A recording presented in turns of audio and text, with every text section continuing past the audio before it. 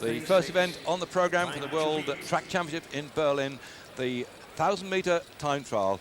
The reigning world champion then, Arno Tuna, last to go. The best time so far been set by Kelly of Australia. His time 1:02.436. Could this man Arno Tuna topple him?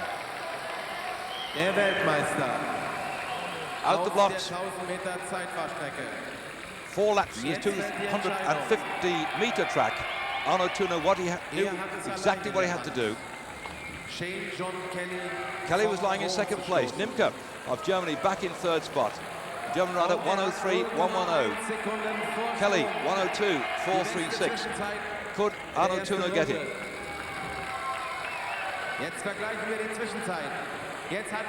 Yes, he was just marginally ahead inside the first time check. Settling down. Keeping inside that red line, close to black line, as close as he could do. His coach there yelling at him to just pull something out the bag. He's going to be so close then against Kelly's time. 1:02.436 to beat.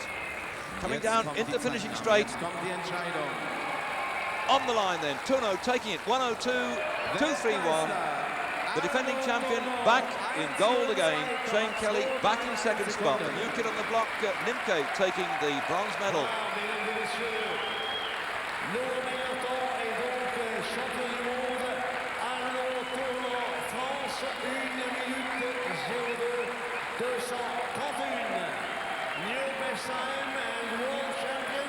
Well, France had dominated the World Championship in Bordeaux with more medals than anybody else. They came to Berlin looking for a hat full of medals. They started out on the first of the events, taking the gold. Arno Tuna retaining his championship.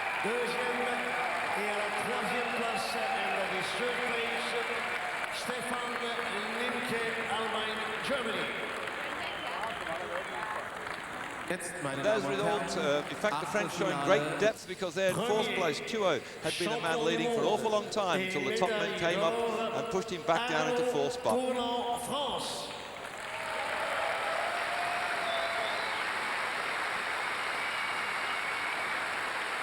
Sieger, Weltmeister und Goldmedaillengewinner Arno Tuna, Frankreich mit neuem Bahnrekord von 1 Minute 02,231 Sekunden. Le maillot et les médailles sont remises par M. Agostino Omini, vice-président de l'Union cycliste internationale. Well, you heard the background then that Tommy from Italy presenting the rainbow jersey and the gold medal. The first of these championships in Berlin. The first time the track championships were held way back in 1901. Now moving on then to the second event, the men's individual pursuit. On this occasion, the German audience are going to watch something quite unique. They were voting off the two German riders for the first and second. This one on the screen now. Jens Lehmann, 32 years of age, possibly the most experienced of the riders left in the last 4 months. Because Philipp Ermelo, twice world champion, had been docked. He wasn't in the line-off for any of the medals. The ride for gold and silver is going to be between these two riders on the track at the moment. Bartko, who rides for the local Berlin team, and Jens Lehmann, the more experienced of the two. What would happen? In pursuing, it's all down to experience, but a fast start then by Bartko. Already slowing himself a point to 7.91 up. The crowd getting right behind Robert Bartko, cheering all the way around. What will be the first kilometre time check? That would be the key to it all. Looking for something round about inside of 1:09.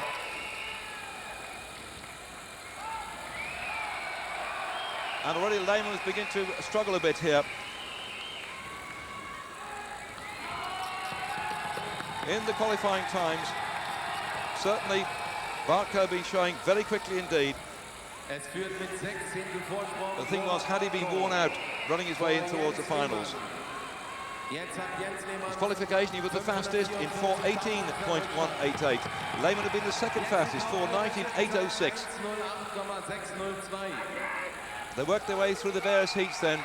With the experience of Lehmann, begin to pay off towards the end, but no, he's down. Der Rückstand von Jens Lehmann bleibt konstant bei 15. Jetzt hat Robert Bartko mehr zugelegt, hat 7. Going through that first kilometre, the second kilometre yet to come. And suddenly Bartko was really starting to go away. The gap was opening up. 1.273, looked like a mountain decline. This is coming towards a halfway point. The next time check would be just around about 2:11, 2:12. Lehmann there, 105 on his back, battling through. The experience of this man, would it tell?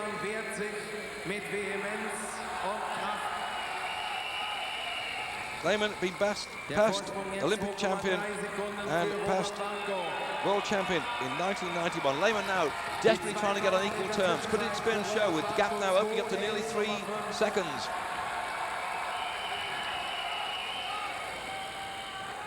But in time trialling, on the track, in the pursuit, once you get your man in sight, then it can be all over other shouting. And Bartko now start to put the pressure on. All experience in of Lehmann, taking that championship way back in 1991 as an amateur.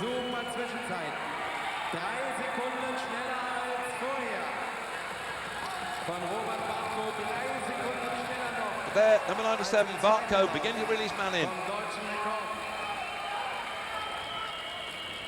They went through the second kilometre, 2:11, 5:25 for Bartko, 2:14, 3:64 for Lehmann, coming up to the 3 kilometre mark. And it looked like he could well catch his man.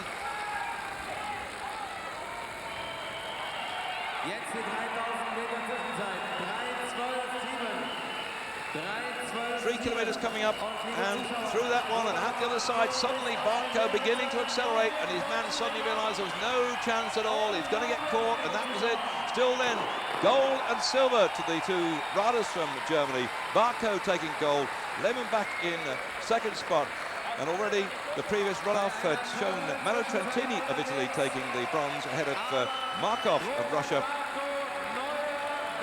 But the crowd enjoying every moment of this superb success as Bartko took the gold.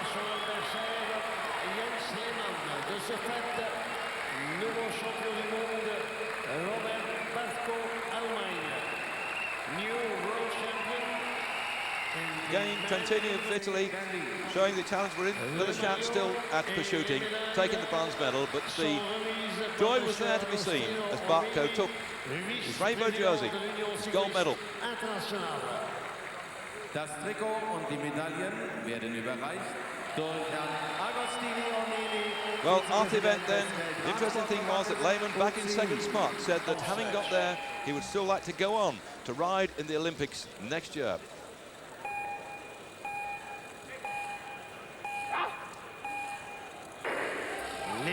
This, a new event on the calendar as far as the World Championship is concerned. This is the Olympic sprint. It's only been held in the past 3 times, when in Manchester, Australia won, in Perth, France won, again in Bordeaux, France won. But the ride-off now for the gold and silver. An amazing performance by the British riders to work their way through. They've been going faster every round. Could they hold Gannet, Russo and Turno? 3 laps of track.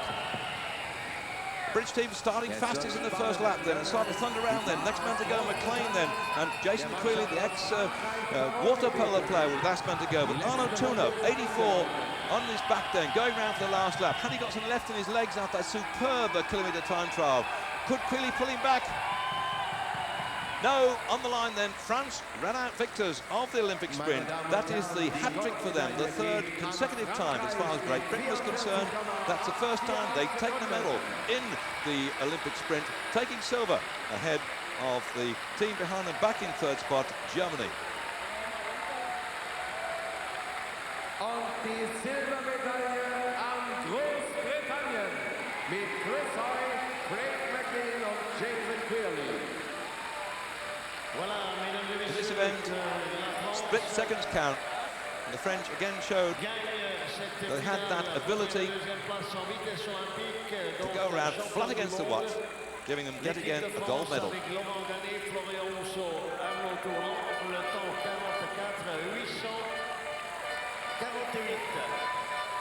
deuxième médaille d'argent. La Grande-Bretagne, silver medal for the Well, the Bordeaux, Krellick, Rousseau and Toulon, so two of the team have got themselves a gold medal again, much to the pleasure of their coaches, particularly on the left then, that great man, Daniel Moreau, who've been something like, what, 5, 6 times amateur champion of the world, training this team up absolutely to the nth degree.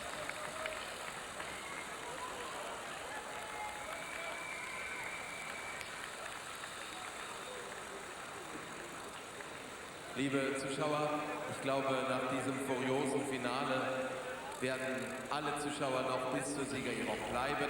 Da müssen wir sie nicht extra bitten. Olympischer Sprint, Siegerehrung. So the presentation, quite a big change here compared with what we've seen in the past, because the German team had been second twice. They've been pushed back to third as they were last year, but the British team up there just showing tremendous ability at this particular event, whilst the French now have come out on top for the third time in succession. What will happen next year when the World Championship move to Manchester? Vorgestellt haben wir Ihnen ja die Damen heute hinlänglich. Aber vielleicht sollte ich Ihnen noch sagen, dass Felicia Balanchie auch die And then to the women's sprint, first round, Balanchie of France, Ursel versus Ferris of Australia. Balanchie, well, she's been so dominant in sprinting. 4 times she's been the sprint champion of the world. Olympic champion too.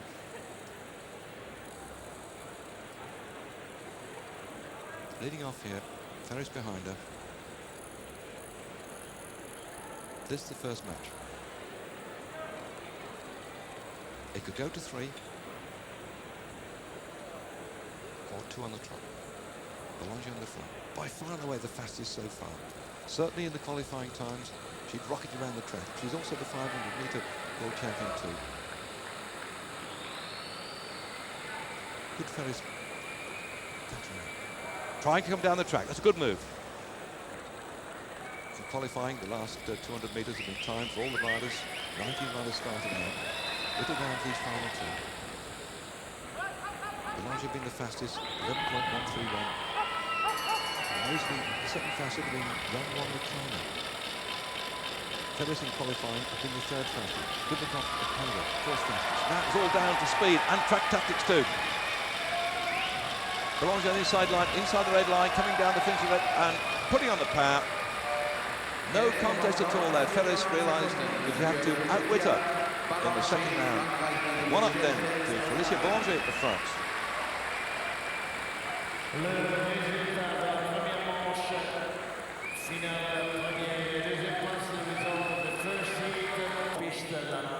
Second round. There the star shows that Balanchie had won the first round. Ferris had to square the series to go to the third final. One on track, they had to lead for the first round. Balanchie in very good position. Winner of the first heat. Ferris, second in Perth in 1997, second in Bordeaux in 1998. She'd been third way back in Manchester in 1996. Could she level the score and go for gold? Australia on the front, French go behind.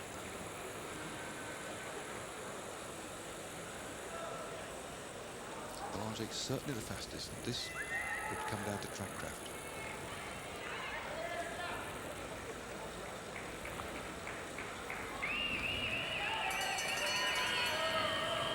Kind of belt, Ferris starting to move.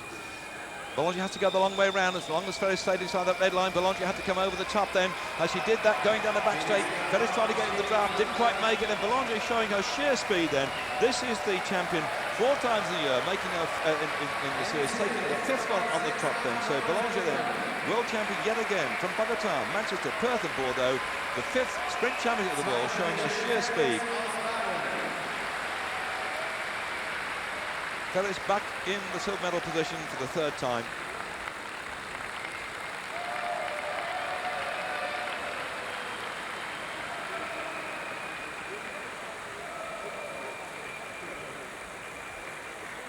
In the run-up for the 3rd and 4th place, Dubnikov of Canada, who'd been the world champion back in 1993 at Hamar. She'd beaten the Chinese girl in 2 straight rides, so Yang Wang was out on the medals, but undoubtedly Boulanger showing her sheer speed here. But to see the Chinese come through, taking 4th place, just shows that we're going to get in the World Championships over the years to come. A lot of riders from the East Asian countries beginning to make their mark in world sprinting. But still, on the top there, Boulanger for France in 1st place. 2nd, Felix, and 3rd, Dubnikov.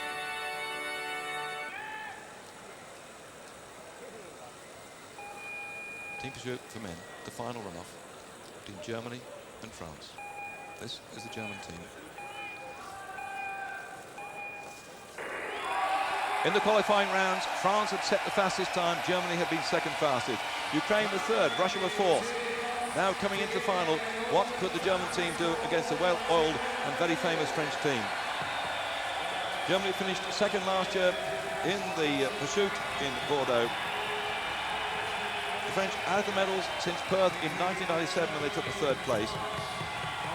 Disappointment for the Ukrainians who come into the championship as the gold medalist from Bordeaux, not in at the final for the gold or the silver. In fact, Ukraine had been beaten by France. Germany had beaten the Russians. And now, who would win this final? German coach on the side there. Russian time's coming up. Something around about a 1:04, 1:05 for the 1st kilometre. But no, 1:03, 2:72. The German machine was going well-oiled and beginning to make a big impression. That from a standing start for the 1st kilometre, 1:03, 2:72. One of the fastest 1st kilometres we'd seen in the competition. What could France do to come back at it? Very experienced team indeed. Cyril Boss, Philippe Hermenot, Francis Moreau and Jérôme Melville. Moreau probably one of those experienced men in the track craft as well. And what the Germans had done too, they'd pulled back in 2 riders because Laderman and Pollack had been riding in the earlier rounds, but they brought in Bartko and Lehmann, who finished 1st and 2nd in the individual pursuit, to ride in this ride-off here for the final classification. And it was working. Becker, Fulst, Barco and Lehmann going up towards the 2nd kilometre. And in 2:01, 6:01, a phenomenal ride. They'd gone faster in that 2nd kilometre than the 1st one. They really were beginning to gain momentum. The French had to do something about it. France then, 3rd in 1997. Germany 2nd last year. The Ukrainians out of it. Italians have been very disappointing too. Twice the world champions in 96 and 97. Not coming good on this occasion. It's all down then to France and Germany, who are stacking up most of the medals in this competition.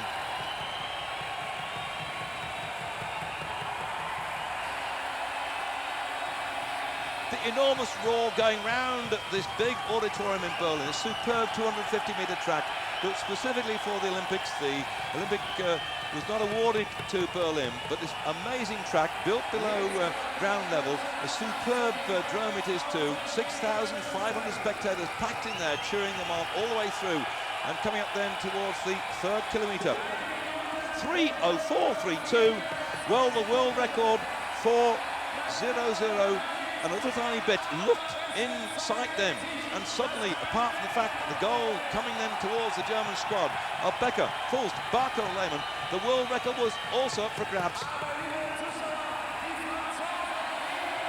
And the crowd urging on the German quartet. There's no doubt about it that they were going to get gold and French were going to get silver, but could the world record go? In that final kilometre,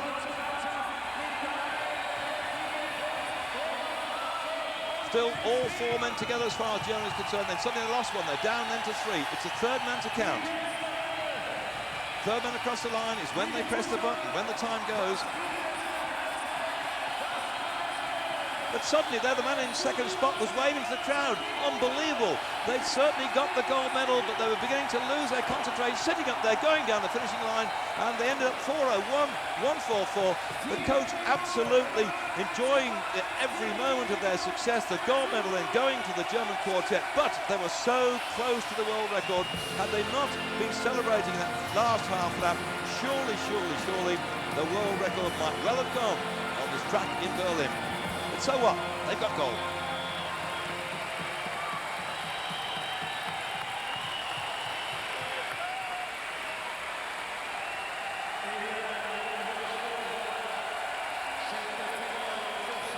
There, Jens Lehmann, the anchorman of this team, enjoying every moment of their gold medal success.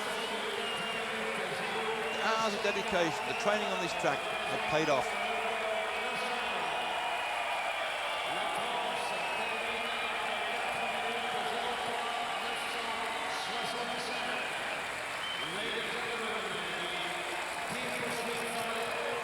So Russia for gold, France in second spot for the silver, and the Russian team taking the third position.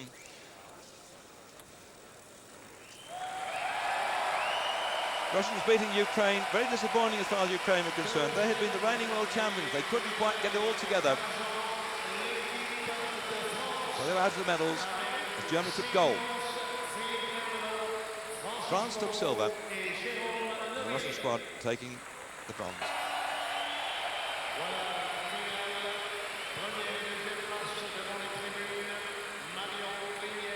Moving on then to the women's individual pursuit.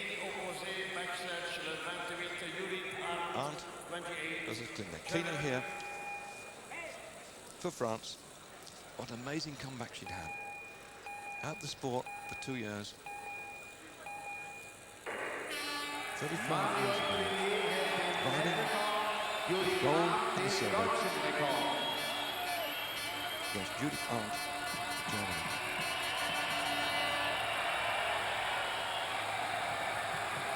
In qualifying, Melon Klinger had set the fastest time, 3 minutes 32.953. Judith Arndt had been second, 3:36.584. They worked their way through into the quarters, into the semis, now into the final.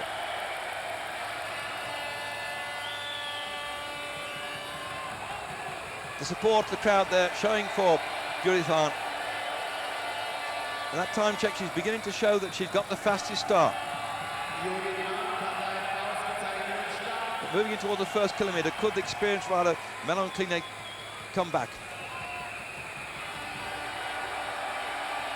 Klinger, world champion in 1994, again in 1996 in Manchester. Judith Arndt, world champion in 1997.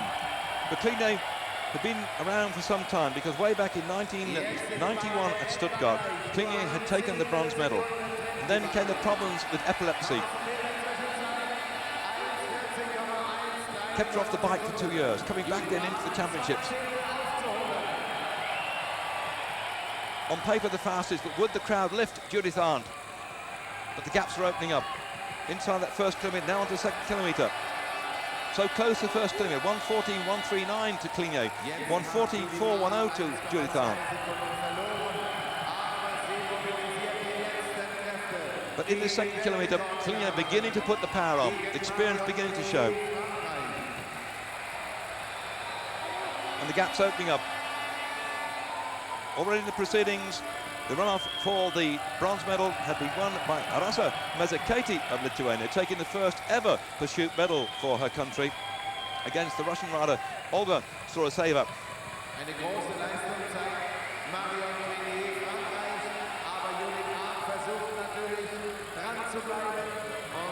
Well, for Judith Arndt, beginning to lose ground now. She was third last year in Bordeaux. She'd been the world champion back in 1997.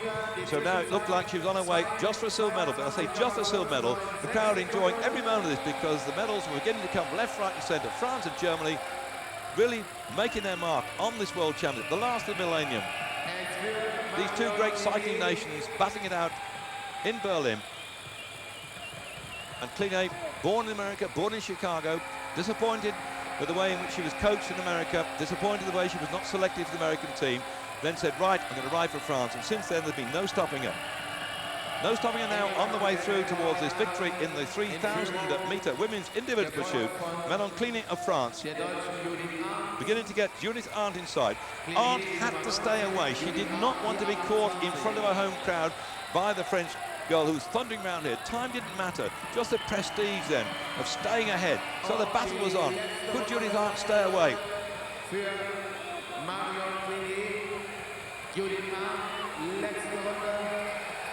Coming in then towards the final half lap. Kline getting closer and closer to Arndt down the finishing straight. Arndt digging deep across the line, stayed away, but Kline got gold. Arndt then riding on to silver.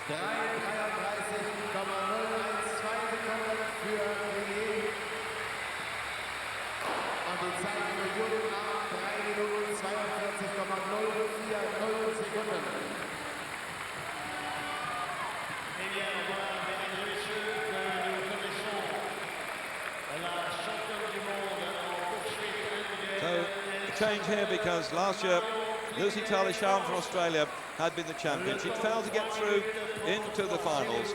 Leontien van Moorsel, second last year, the famous Dutch girl who'd ridden in the World Road Championships and won the gold medal in the time trial, came here too with too many road miles in her legs and couldn't quite make it in the end.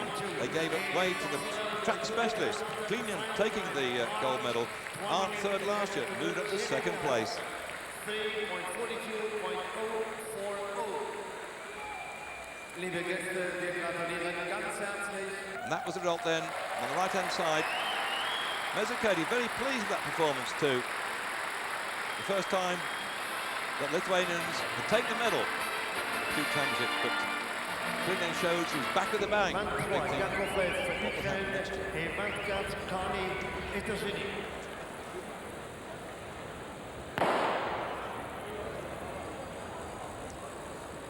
The points race is always something a bit of a lottery. This race held over 40 kilometres, 160 laps in all, 16 sprints, each of 10 laps. The points then 5, 3, 2 and 1, with double points towards the back end of the race. And if one of the riders managed to overtake the rest of the field and go into the main pack, then he is deemed to be in the lead, irrespective of his points. If two riders manage to overtake the whole field and come up and catch up with the main pack, and those two riders finish ahead of the field at the end of it, it is also the points they've scored. And we've seen in the past, by the way, that Llaneras of Spain in 1996 in Manchester, he lapped the field, the Spanish rider, riding again today. And the same thing back in 1998, Llaneras of Spain did the same thing. But everybody's going around trying to get the points sorted out. Suddenly the Spanish rider stayed back, took them up by surprise and went for it.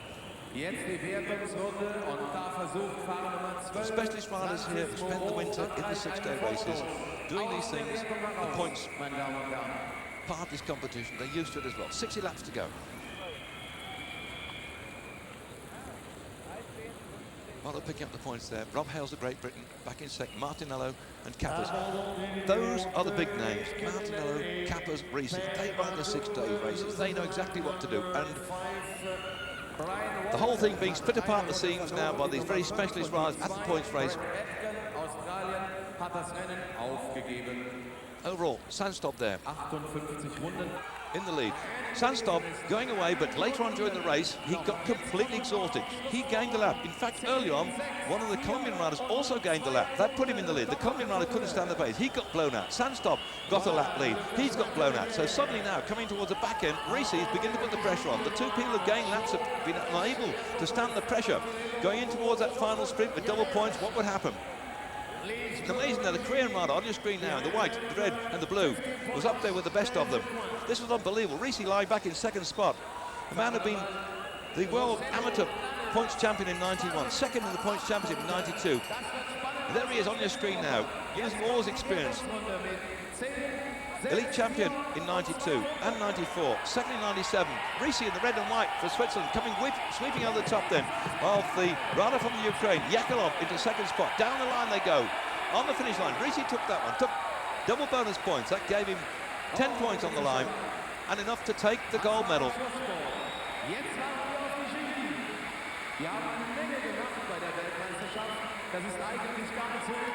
The first man to congratulate him, Llaneras, last year's champion, just didn't quite make it in the end.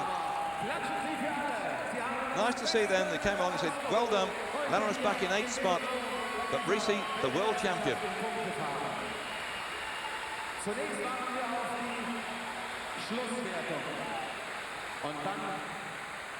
Interesting there in 2nd spot, Yakolev from Ukraine.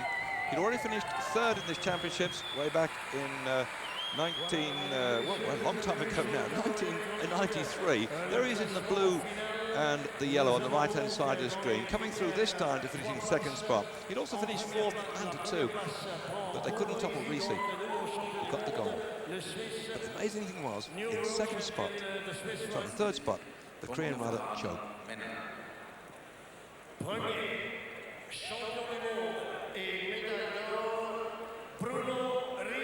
Risi back in gold yet again. The amateur points champion in 91. The world's point champion in 92 and 94 in the elite range. And now suddenly come good.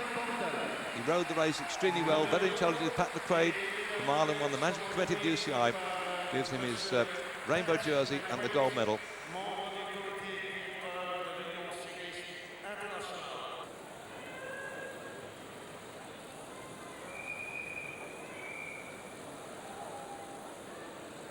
Sprint men's final, 1st round. Field at the bottom of the track. Gannet of France at the top.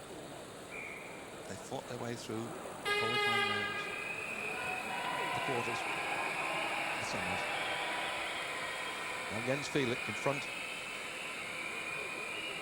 A very enthusiastic crowd. Leading off from Gannet.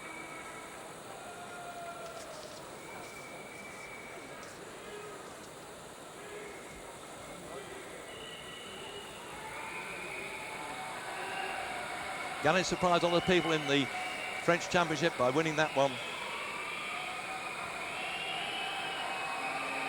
Rousseau, who'd been 3 times world champion, sitting on the sidelines watching this.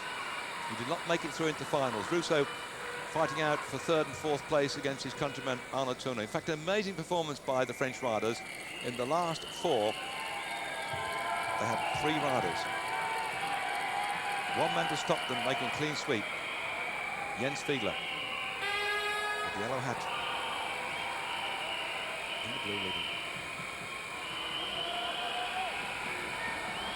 Perhaps Gannet the fastest of these two. Fiedler, the man with more track craft, taking up Gannet over the top, then the red line, comes back down again on the inside. Now Gannet comes on the inside and Fiedler shuts the gate, takes him right down into the Côte d'Azur, comes back at him again, chops inside him. Goes on by the crowd then. Fiedler going down the finishing straight. Looks like he's got it well in front. He's stitched up to take the first of it. But look at the way that Gannet points his finger and says, no, no, no, you can't do that.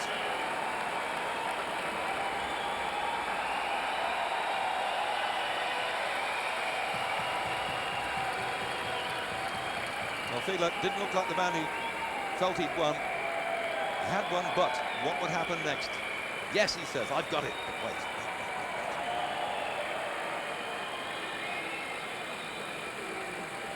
Back in the track centre, the judges had the opportunity to look at the video rerun. And they're watching here as Fiedler uses all the track to shut down on Gannet. You cannot drop down inside that red line when the man is there already. That's what he did, pushing Gannet back down. Would it be enough to disqualify him? The bike-handling absolutely superb. Here we go.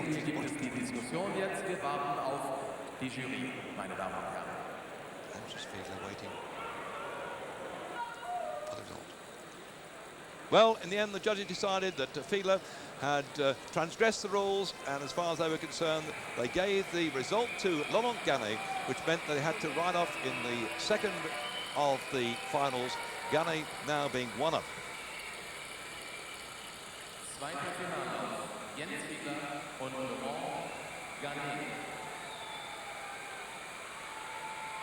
Undoubtedly, Gannet had been so quick, but the track craft was with the German.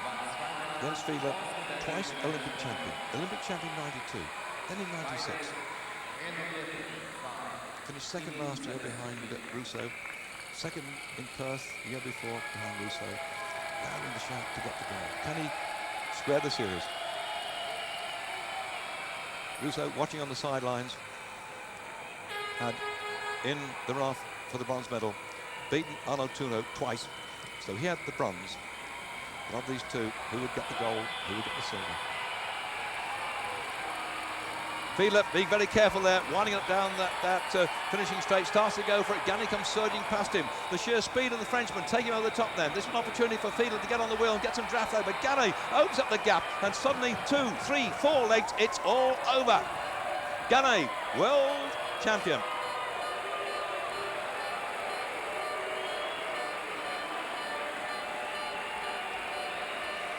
The French then continue their tradition in sprinting.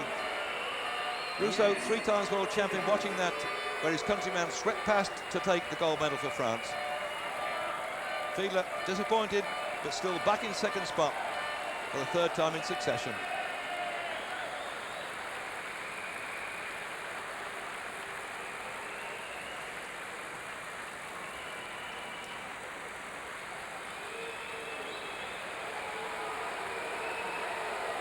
Well, Gani comes from New Caledonia.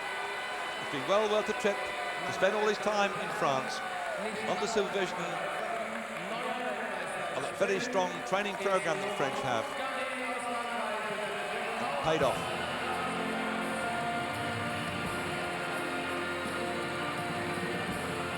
So the French riders getting 1st and 3rd. Simon de Bruggen, the president of the UCI, gives the rainbow jersey the gold medal to Gani of France. Deuxième et médaille d'argent. The Australian in the starting block, number 18, Felicia Ballanger, France. The 500-metre time trial for women, 2 laps of this track. This one is sheer all-out and out effort. You just have to explode from the blocks. And here Felicia Ballanger, having been setting the fastest time in the sprints, now coming up to see if she can get yet another gold medal. 4 times world 500-metre champion. Counting down.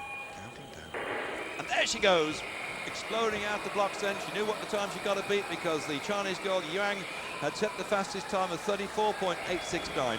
In 3rd spot was Ulrike Welter of Germany, and she had done 35.166. There's no time to check what your coach is saying. You have to let the whole thing fly. Round the first lap, they're going through there. 19.437, the best time from Kang of China, who already won one of the World Cup rounds over 500 metres. Now in 2nd spot, 19.807. Would Ballanger fade, or would she come through to another gold medal on the line? Yes, another gold medal then to Ballanger. That's the 5th consecutive gold medal in the 500-metre standing start time trial.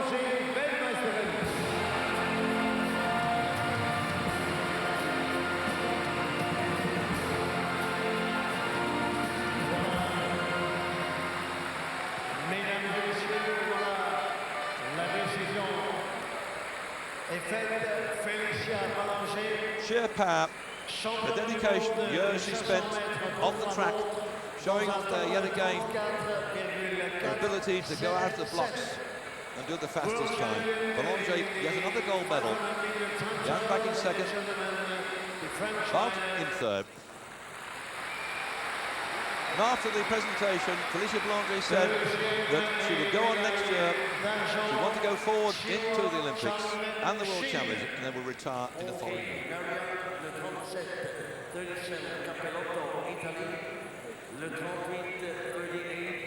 Women's points race. First held back in 1988 when Sally Hodge was the gold medalist. 100 laps of the track. 10 sprints after every 10 laps. Point score 5, 3, 2 and 1. Each of the 10 laps. And at the end of it, double points.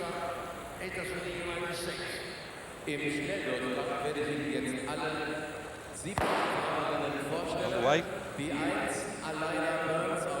interesting collection of young riders like number 1, Graham Burns from Australia, through to the very experienced riders like Judith Arndt, Manon Clignet coming into this one. She's just back there. See, as the camera then goes round, looking again at number 28 on your screen, Judith Arndt. But coming through after 17 minutes of racing. Start to try and gain a lap. If you gain a lap, then the points don't really matter, provided you're on your own. But with 50 laps to go, Clignet, having got that pursuit champion of the world, decided to pursue after the rest of the field. Just half a lap separating her from the tail end of the squad, and beginning to come at the front then for the sprints in between. And suddenly, Clignet begin to pick up the points. She kept very much out of contention in the early part, but then bit by bit began to accelerate away. But she needed help, and Arndt had to come up to her to try and get the two of them working together to stay away from the main pack.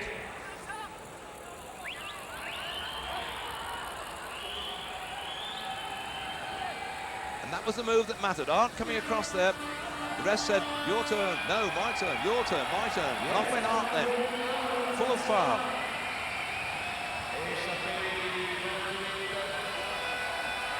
Well, last year, the Spanish girl, Ruana, caught everybody napping and lapped the field. As it happened in the previous year in Perth in '97, both Kalimova and Ruana caught everybody napping and lapped the field. We'd already seen earlier on in the race that the Mexican rider, Guerra, together with Ruana, had tried to lap the field. They'd been pulled back. It was Clignet then who decided that she would go and pick up the points then. 7 points. Burns then from Australia back into second spot. Arndt into third.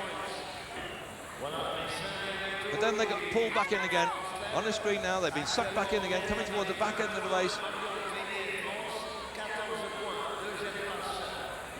Tarski of Russia have been scoring plenty of points. That's number 59. The American girl, Wienstra, having scoring good points too, took over the control of the front of the race. Nobody had gained a lap, as we've seen in the past. It could all be down to the points being scored as they came through each of the 10 laps. Clean number 19. Number 59.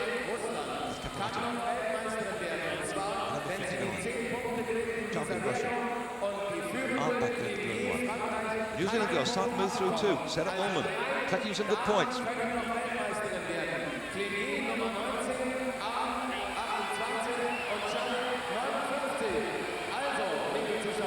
There's no good being down the bottom of the track when the action starts over the top, then coming towards the next sprint. And yet again, Clignet trying to come through, but on that occasion going at the head of, and setting a very fast speed indeed. Wienstra of the USA, stretching the field.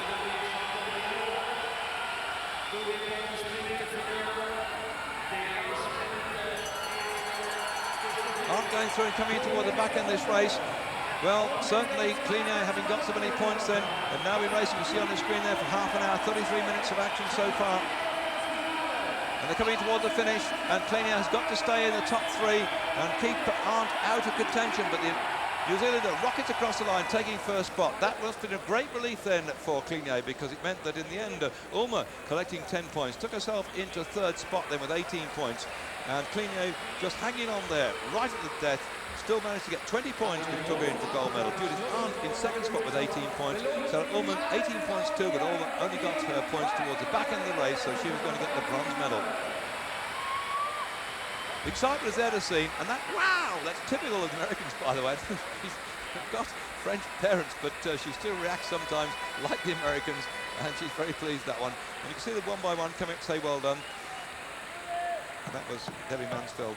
Netherlands. This is Judith Arndt saying, well, I got it, I got second.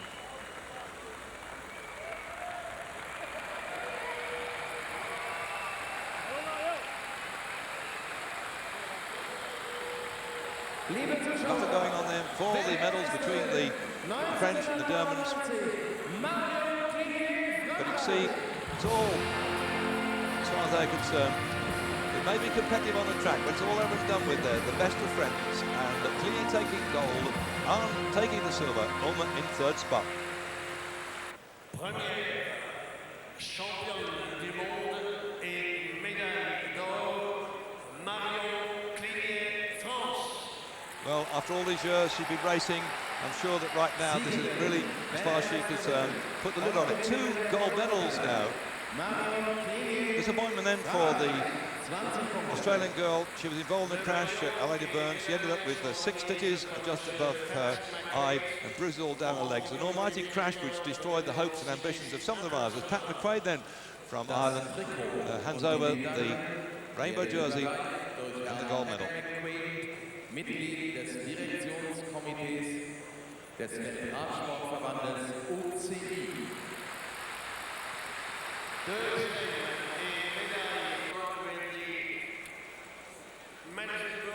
The Madison final. On the track, the teams, 2 men from each of the countries there listed. Defending champions, Belgium. And what a squad they've got, the Belgians. They brought with them David Duffield, now 41 years of age.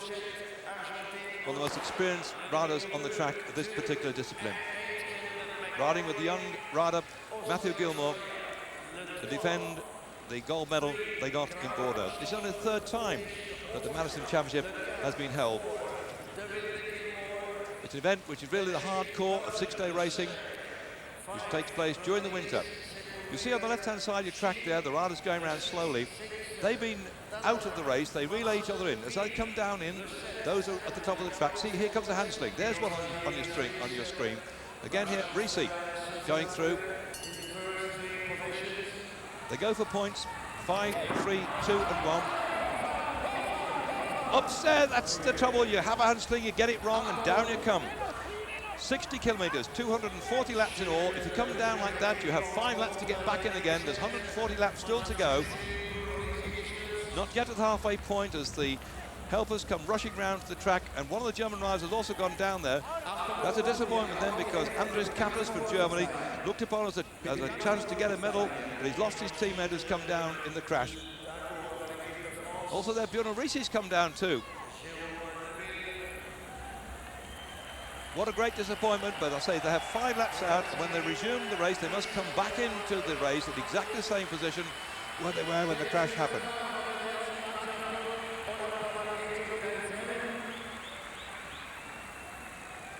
Ukraine trying to get some useful points on the board here. But you can see the damage done there in that crash then. To Ola Pollock of Germany. He's back on the track, and the crowd very appreciative of that then. Going through there, the 5th sprint, the Australians, the Russians and the Swiss and the Belgians back in that particular order.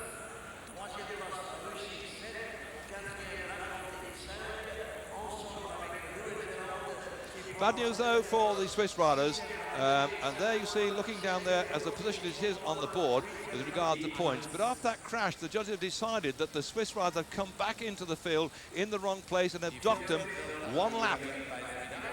That's great disappointment then for Riisi and Bechar.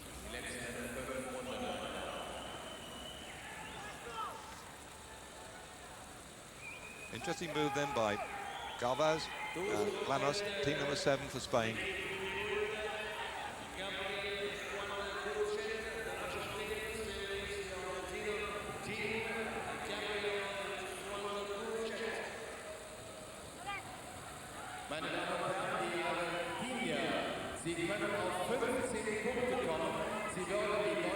Handsling yet again, and these riders here, number 7, will begin to cause a lot of trouble then, because the Spanish team prepared to have a go then. Catching the rest napping when it comes to lapping the field.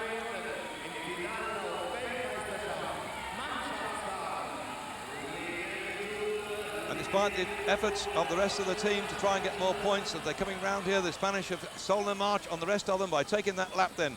And still then the Argentinians going out here, looking to try and get that bronze medal. They're struggling at the moment because the points are showing that Denmark, Germany and Argentina and Belgium all in there with a shout for a medal. Who's going to get it at the end of it, particularly when it comes to the final sprint when it's down to double points.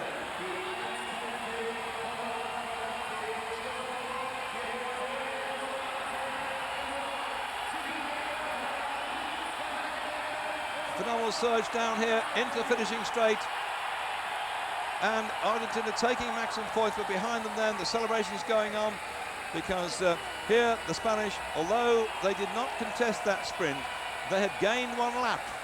They only had 3 points in the bag, but it's enough then to gain that lap to take them into being world champions. Denmark in 2nd spot with 25 points, Germany with 3rd with 22 points. Argentina tried so hard to topple them, but they finished back in fourth with 15 points, as did Belgium with Duffield and Gilmore.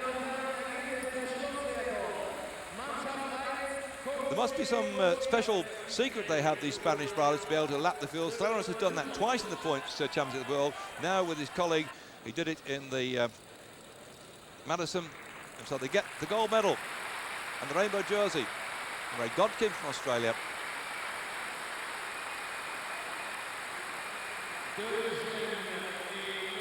Well, the Spanish not best known for their track craft. They certainly had medals in the past in the kilometre. Now they've got not only the points, they've got a Madison too.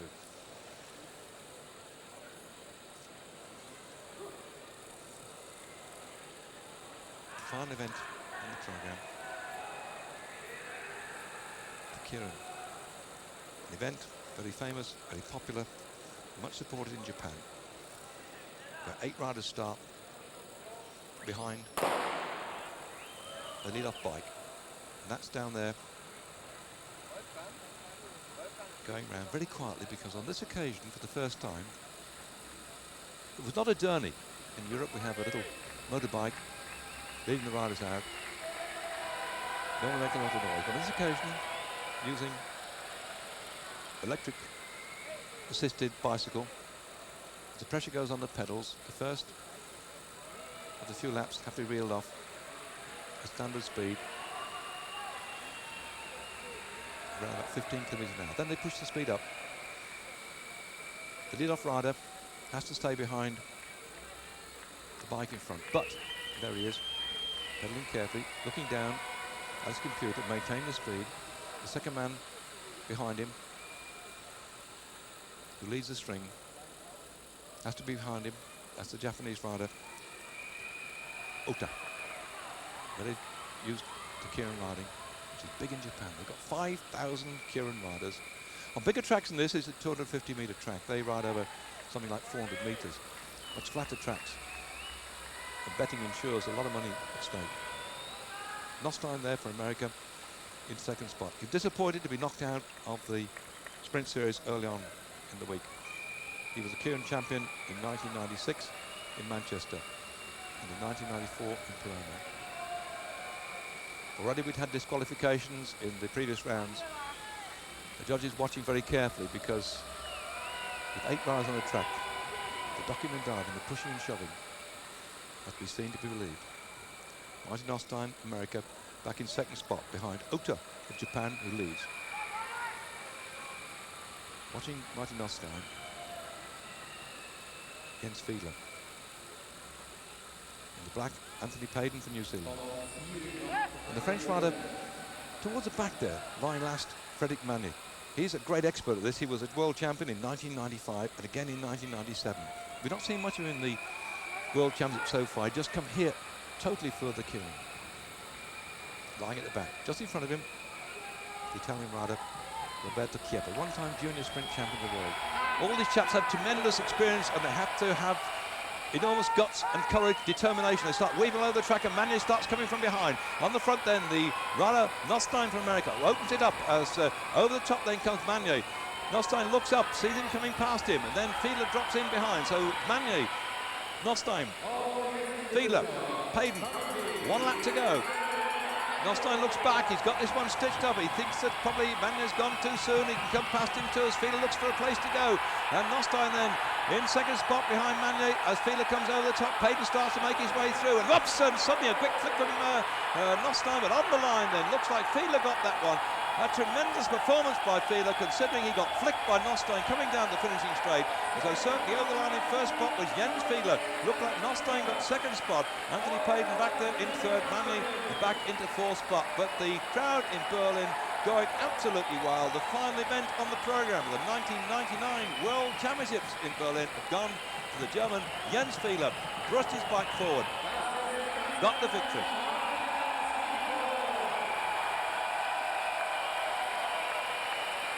Fiedler, champion from Bordeaux in 1998, disappointed by his sprinting performances earlier on. Now coming good, but there you can see how Nostine moved off his line, made life difficult for Fiedler. Fiedler still came past on the lunge for the line and just got it from Nostine and Payden.